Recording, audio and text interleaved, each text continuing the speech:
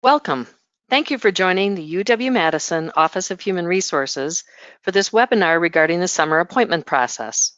This presentation was developed in consultation with the OHR collaboration teams and OHR functional units. The purpose of this webinar is to provide you with an understanding of the policies, guidelines, and best practices for preparing and processing summer appointments. This presentation will answer these 6 questions so that you will understand the potential impacts of improperly processing summer appointments. You will learn how to verify eligibility for summer work. We will cover a process that will assist you as you reach out to employees and determine dates of intended work. You will learn about the options for payment, and you will learn how to document the process and enter the hire into HRS. Why is it important to correctly process summer appointments? Guiding your employees through the summer appointment process and ensuring timely completion of tasks will help avoid potential burden for the employee. Giving attention to this process and properly preparing can help you avoid potential impacts such as the employee not being paid on time or being paid the incorrect amount. Or even worse, the employee may be required to pay back an overpayment. Additionally, summer employment may have an impact on the continuation of benefits for an employee. This webinar does not cover prepayment of benefits, but it is an important consideration. If you have questions regarding prepayment of benefits, contact the Madison Benefits Office. An important first step in the process is determining who is eligible to work in the summer months. This information focuses on C-basis, or academic year, faculty and academic staff employees. Let's review some considerations regarding C-basis, or academic year, faculty and academic staff employees. These are sometimes also called 9-month employees. A C-basis employee works 9 months during the academic year, and their pay is spread over those 9 months. This type of employee does not earn vacation and cannot be paid over the summer on the C-basis appointment. If there is a need to work continually year-round, the appointment should be considered for conversion to a 12-month A-basis or annual appointment. In HRS, renewable or ongoing C-basis appointments are automatically placed on a short work break, or SWB, by the UW Service Center before the end of the academic year. They are returned from that short work break when the next academic year starts. For terminal C-basis appointments, if the expected job end date is after the last day of the academic year, the appointment is automatically placed on short work break. Otherwise, the position will terminate before summer. C-basis employees are subject to OHR Policy 11.03, Summer Appointments. Links to the policy are included in the resources in your participant guide. The policy defines the ninths rule. For example, a ninth is equal to the previous academic year salary divided by 9, and summer is 3 months, or ninths. The policy also describes the limitations on summer work. Summer payments in any one summer cannot exceed 3/9 salary without prior approval from the provost. And summer payments over any consecutive 3-year period cannot exceed 8/9 salary without prior approval from the dean or director. This is new and was delegated by the provost effective with summer 2019. Previously, this required provost approval. Per OHR Policy 11.03, over any consecutive 3-year period, summer payments cannot exceed 9/9 without prior approval from the provost. And per OHR Policy 11.03, there are also 2 other things to consider. The first is that all summer payments count towards the limits on summer appointments. And finally, working more than 100% results in an overload, and that is subject to OHR Policy 11.02, overloads. Due to limitations on summer work, it's crucial to verify eligibility for summer work every year for all C-basis employees. Luckily, the HEART tool is here to help you. HART, which is short for HRS Easy Access to Reporting Tools, applies the ninths rule and determines how much a C-basis employee can work and earn in the summer. The HART tool has other forms available to assist you in working with your employees, explaining their eligibility and documenting summer work. The link to the HART tool is in your participant guide. Contact the College of Engineering to get access. Here is an example of the type of information you can get from the 2/9 report. The report will show the number of ninths paid in previous summers and calculate the number of months or ninths available to work in the upcoming summer. Now that you are armed with the information about who is eligible to work, you can reach out to your employees to learn who intends to work. It's best practice to start gathering information in late winter or early spring by March or early April. When reaching out to your C-basis employees, you will want to inform them of their eligibility to work according to the ninths rule and ask 3 things. Do you intend to work? What dates will you be working? And what funding will cover your payment? Luckily, the HART tool can again help you with this process. The HART report can guide your questions and help in collecting the information you need. The first section of the report describes the policy and the procedure and asks the C-basis employee if they will be teaching and/or doing research in the summer.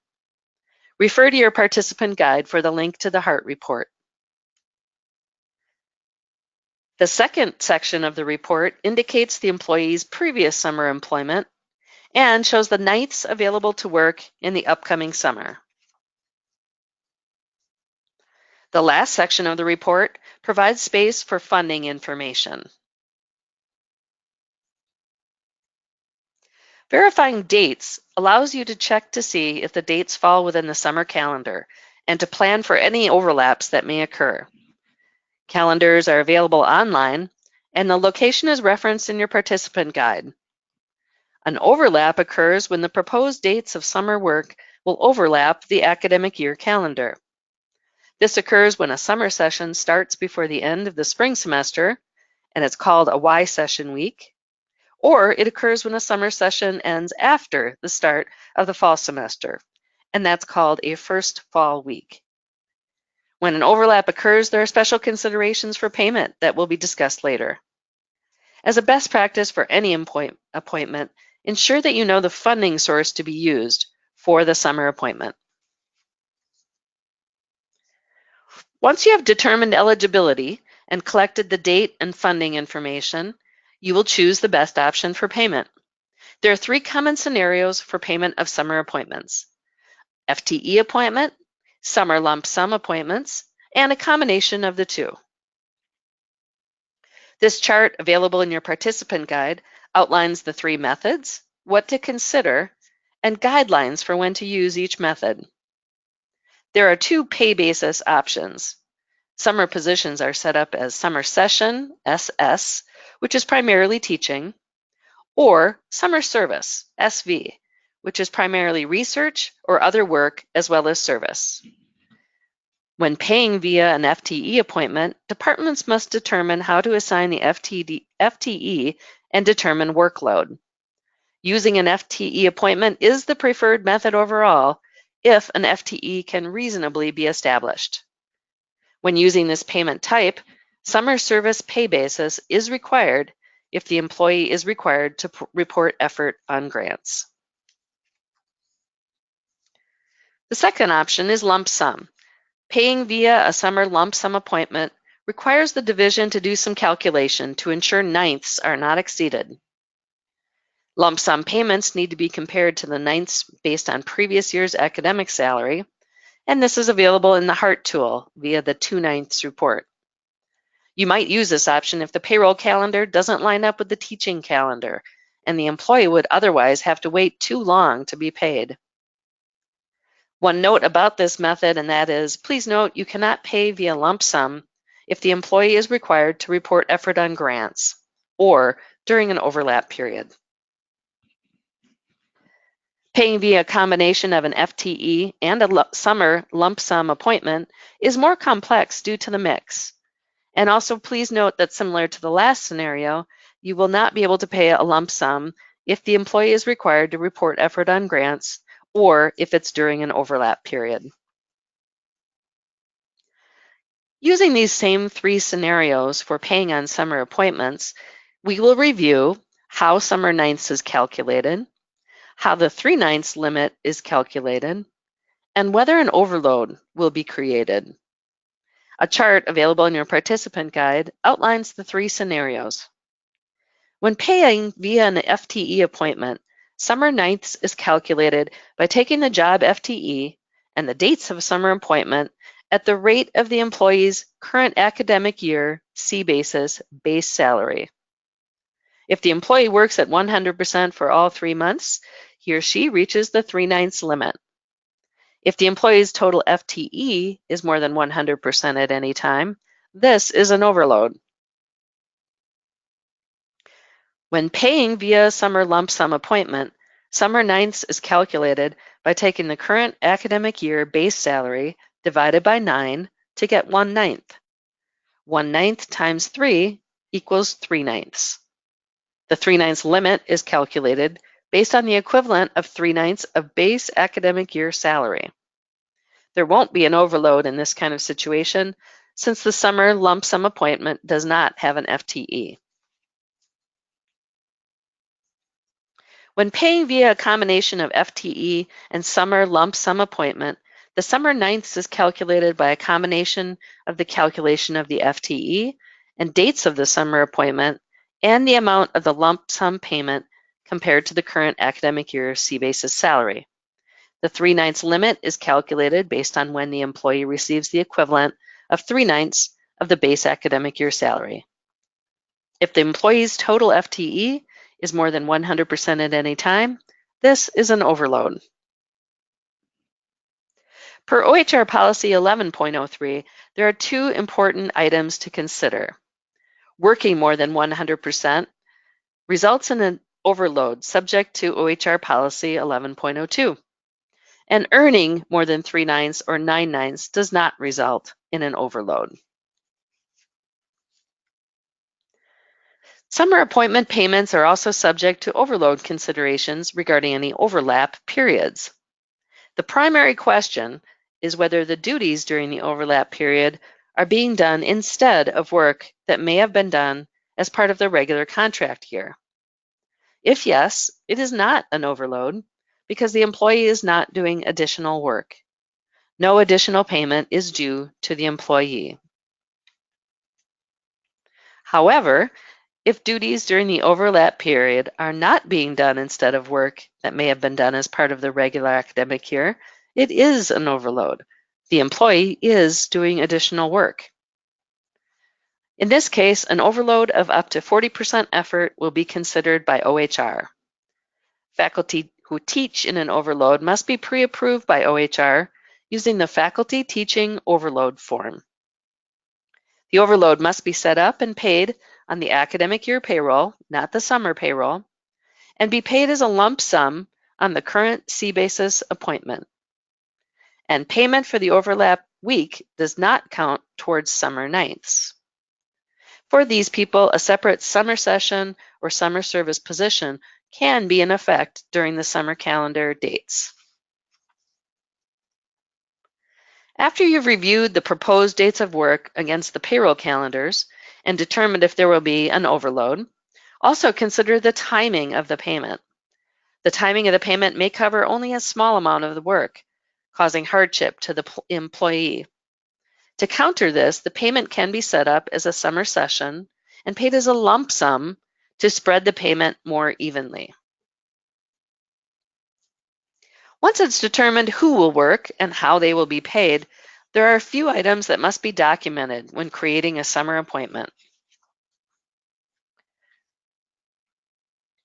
Per OHR Policy 11.03, each employee must receive an appointment letter or memorandum of understanding that contains dates of appointment, compensation, FTE or expected hours of work, and the type of work, And if teaching, we include a course number.